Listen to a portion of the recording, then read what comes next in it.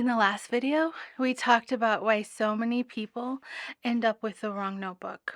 Not because they chose badly, but because they chose based on an idea and not reality. And today, I want to slow down and make this practical. So, this is not about brands, this is not about trends, this is about fit. And if you get this part right, everything else becomes easier. I'm not going to tell you what you should buy.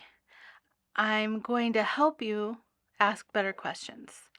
The right notebook is not universal, and it depends on how you live, move, and write. So I want you to listen with your real life in mind, okay? So keep that real life. That's what we're thinking about.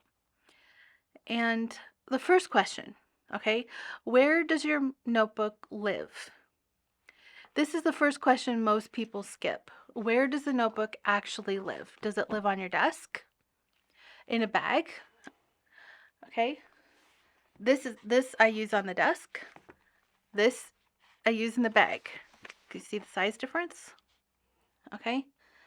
How about, does it live in your car? If it lives in your car, maybe something like this. Okay, you could see the size difference there. Also here. Does it live on your nightstand? Maybe you want something like that.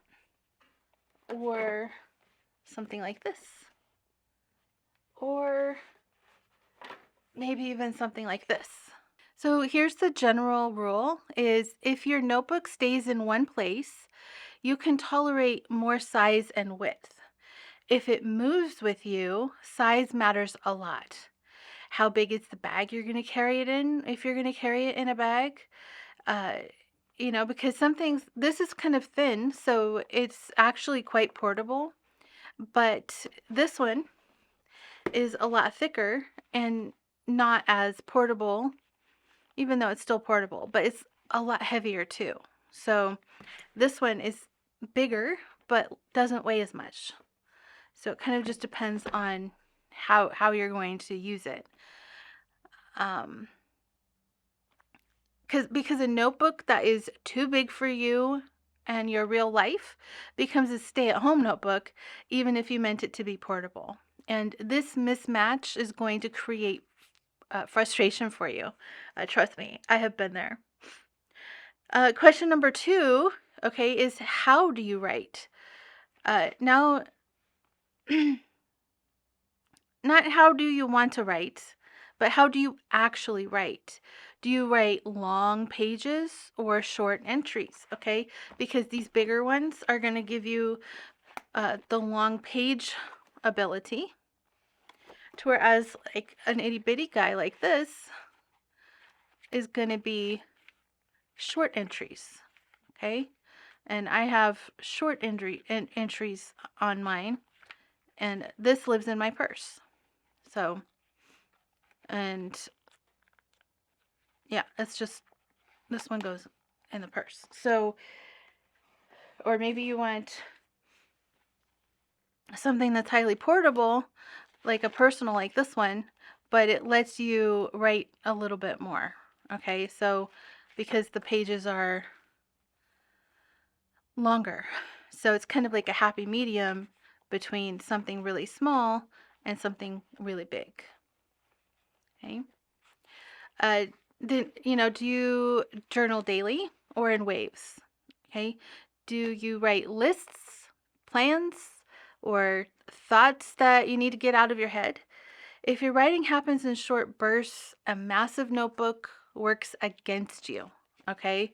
So if you write slowly and intentionally, more space may serve you. Like something like this. In here, I have Linda Berry's syllabus book, but you can see how something this big really gives you a lot of space. Love this book, by the way. Highly recommend it. Please go get it. Excellent, excellent, excellent book. And it's a lot of fun. Okay, so your notebook should match your writing rhythm. That's kind of my point, is that it needs to match you. You know, like Linda Berry does this kind of stuff. You know, she draws little, this is her drawing of herself, a self character, I guess you could call it, you know, but when you want to do stuff like this, you need more room. This isn't going to be as nice in something smaller. I'm not saying it's impossible, but in something like this, it's not going to be as helpful for you. It's going to create friction for you because it's just too small to enjoy properly, in my opinion. So let's take a moment, okay, right now, just close your eyes with me, okay, and think about the last time that you actually wrote something down, okay? Where were you? How long did it take? What were you writing? That moment tells you more than any aesthetic ever will. Okay, so keep that in mind. And then let's move to question 3 is how much resistance can you tolerate? Now, this is kind of subtle, but it's important. So some people are just fine with adjusting a notebook and holding it just right and working around the bulk, while others shut down when something feels awkward. Okay, so neither one is right or wrong, but you need to be honest with yourself. If friction bothers you, smaller and simpler wins. If you enjoy the physical presence of a notebook, okay, like I really enjoy this, you may like more structure. Then that's for you. And so this is about comfort, not commitment. And let's go to question 4, okay? What do you need this notebook to do right now? Okay, many people buy for everything, okay? They want one notebook that does everything. They want it to journal, plan, memory keep, sketchbook, cookbook, family records, medical records, pet diary, child diary. They want it to do everything, okay? And that's a lot to ask from one object. What do you actually need right now? One function done well beats 5 done poorly. And you can always add later. Starting focused will create momentum. Okay? A lot of people freeze right here, okay? They feel pressure to get it right the first time. I want to remove that pressure. Choosing correctly does not mean choosing forever. It means choosing something that works now. A good notebook should support change, not predict it. So what I see over and over is this. People who choose based on use stick with journaling longer. And people who choose based on looks tend to restart over and over.